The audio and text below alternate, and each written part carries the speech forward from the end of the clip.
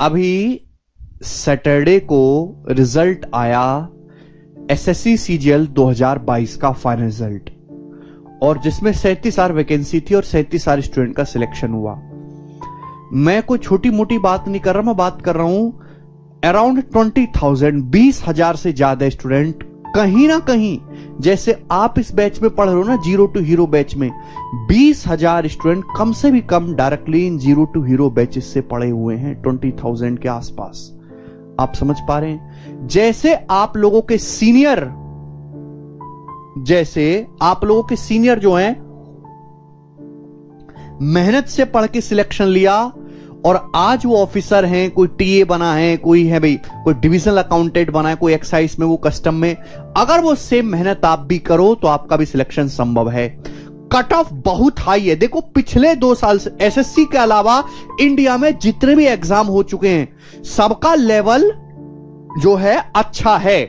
आप बैंकिंग का पेपर उठा के देख लो, आप यूपीएससी का पेपर उठा के देख लो, इवन रेलवे का पेपर उठा के देख लो, आप पुलिस का पेपर उठा के देख लो, आप सीआरपीएफ का पेपर उठा के देख लो, आप टीचिंग एग्जाम का पेपर उठा के देख लीजिए, आप आईसीआर का पेपर उठाइए, आप फूड कॉर्पोरेशन का ऊपर उठाइए, आप क्लर्क का पेपर उठाइए, हर एग्जाम का लेवल है। कोई यूपी का बंदा आपको ये कहता हुआ नहीं दिखेगा कि यूपी पुलिस का पेपर बहुत आसान आया था, आसान सवाल पूछा था। कोई बैंकिंग का बच्चा आपको ये कहता हुआ नहीं मिलेगा। एसएससी का लेवल, खासकर जो सीजीएल का है, वो लेवल बहुत गिरा दिया है।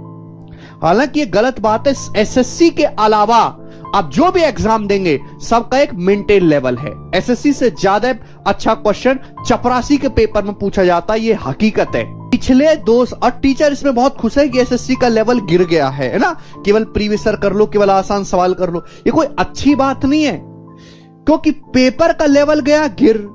तो आप ये समझो कि कट ऑफ तो आसमान छू गई है।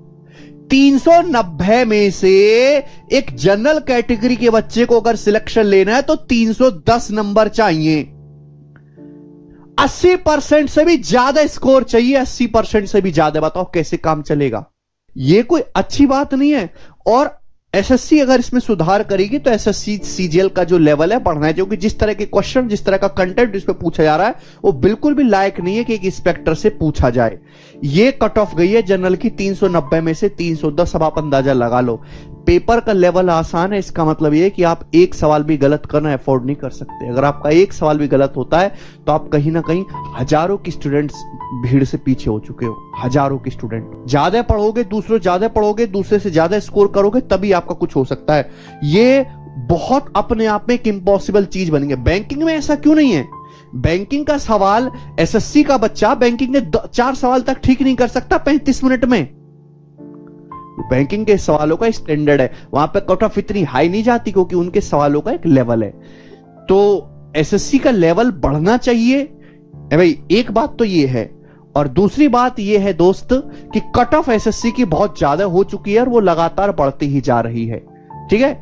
तीसरी बात यह कि एसएससी का सिलेबस बहुत बड़ा है।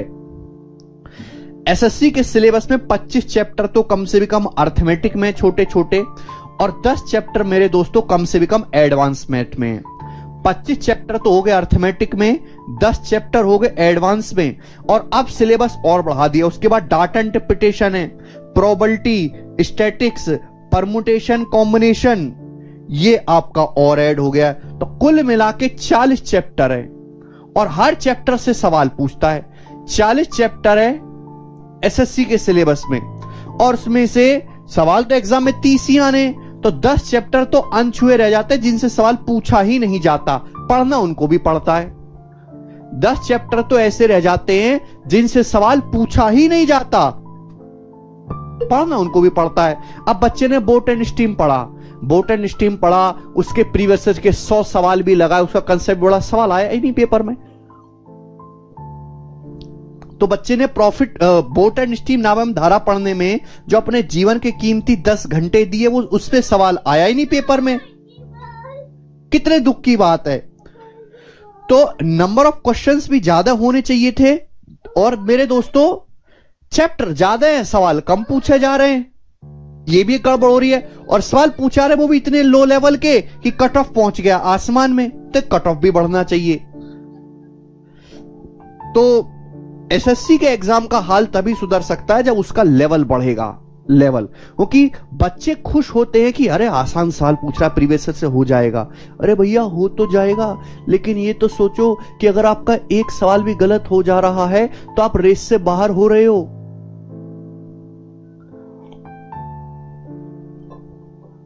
ठीक है। और सीजीएल के अलावा जितने भी एग्जाम है वो सारे ही सीजीएल से टफ लेवल के हैं। सीजीएल के अलावा बैंकिंग का, सीडीएस का, मैंने आपको सारे नाम गिना दिए, है ना। हर एक का लेवल सीजीएल से कहीं ज्यादा है। नौकरी सीजीएल की अच्छी है, ये और उल्टा हो रहा है, और पोस्ट कम हो रही हैं। अब इस बार तो 37,000 वैकेंसी थी, 2024 में 37,000 नहीं आएंगी। अभी जो नोटिफिकेशन आया 2024 के लिए उसमें 7,500 वैकेंसी है। हालांकि पिछले कुछ साल का रिकॉर्ड देखें 2022 को छोड़ के, तो अगर सीजीएल 2024 में 10,000 के आसपास वैकेंसी रहती, ये भी एक अच्छा खासा नंबर है। 10,000 वैकेंसी इज गुड इनफ, अच्छी वैकेंसी है तो रहेंगी इस साल। दूसरी बात, बच्चे कहते हैं कि सर सिलेबस जल्दी खत्म कर दो, सिलेबस जल्दी खत्म करो, जल्दी जल्दी जल्दी। उनके दिमाग में पढ़ना कुछ नहीं है, हो या ना हो, बैच सिलेबस में आधी चीजें छूट जाएं, उनको इस बात से मतलब नहीं है। बस उनके माथे पे लिख जाना चाहिए कि सिलेबस खत्म हो गया।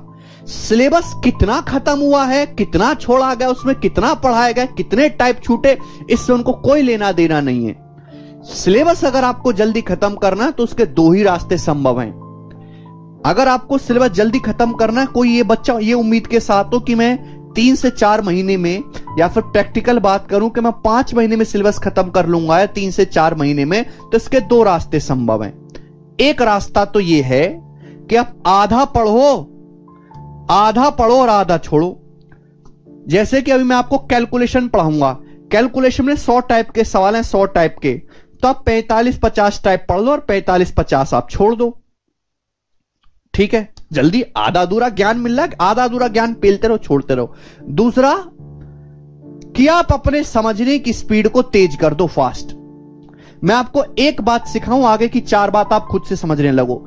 आपको कोई डाउट ना आए, आप होमवर्क घर से करके आओ। शीट में मैं आपको आज की क्लास में 25 सवाल करवाऊं, आज की क्लास में आपको 25 सवाल, तो अगली क्लास में 25 सवाल आप खुद से कर लो। और कोई भी अपने मुंह से ना बोले सर ये करवाई है, बालक ये बोले सर हमने कर लिया, आप छोड़ो, आप बस हिंट दो, आगे का हम खुद पेल लेंगे, तो ये हो सकता है। बताओ कौन सा ऑप्शन पसंद है आपको, इनमें से कौन सा ऑप्शन पसंद है, कौन सा ऑप्शन आपको इनमें पसंद है?